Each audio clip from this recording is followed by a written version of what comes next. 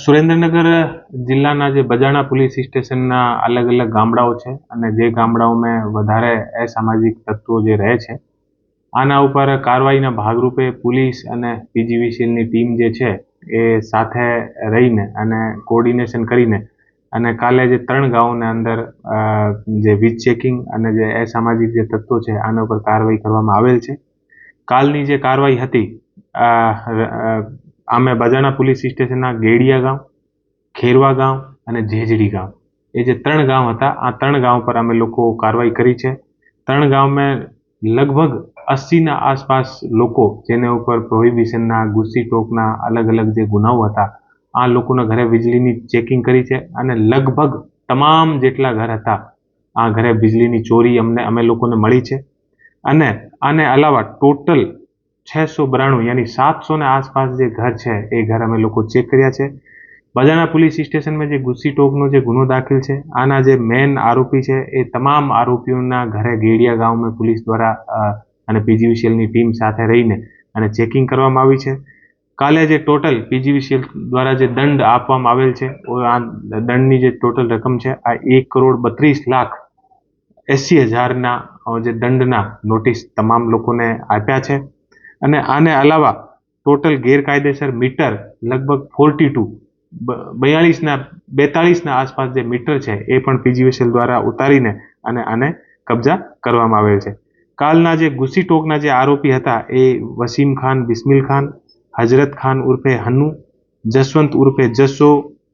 ફિરોઝ અલી ખાન, શરીફ અલાર ખાન ડફેર, સિકંદર ખાન, રસીદા ખાન, અહેમદ ખાન, રોમિઝા ખાન અને મહેમદ ખાન અને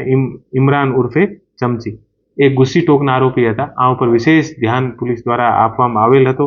અને હું તમામ જે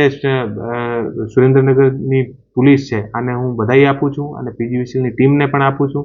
કાલે પીજીવીસીએલની ટોટલ 40 ટીમો અમારી સાથે હતી અને પોલીસની એલસીબી પીઆઈ, એલસીબીની આખી ટીમ અને જે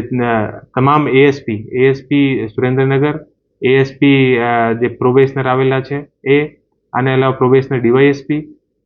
લીમડી, ડીવાયએસપી જે ધ્રાંગધ્રા અને આસપાસના પોલીસ સ્ટેશનના તમામ જે પીઆઈ અને પીએસઆઈ અને પોલીસની ટીમ લગભગ 200 આસપાસ 200થી 250 આસપાસ જે પોલીસના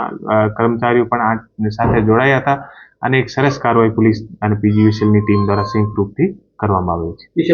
જે ચેકિંગ દરમિયાન કોઈ અસામાજિક પ્રવૃત્તિઓ ઝડપાણી હતી કે કોઈ હથિયાર ઝડપાણા કે કોઈ બીજી ગેરકાયદેસર આ જે અસામાજિક જે તત્વો છે આને ઘરે અમે તમામના ઘરે ચેક કર્યો. તમામના ઘરે જે પણ બીજા કોઈ હથિયાર અને બીજી કોઈ વસ્તુ છે આને પણ અમે ચેક કરી છે.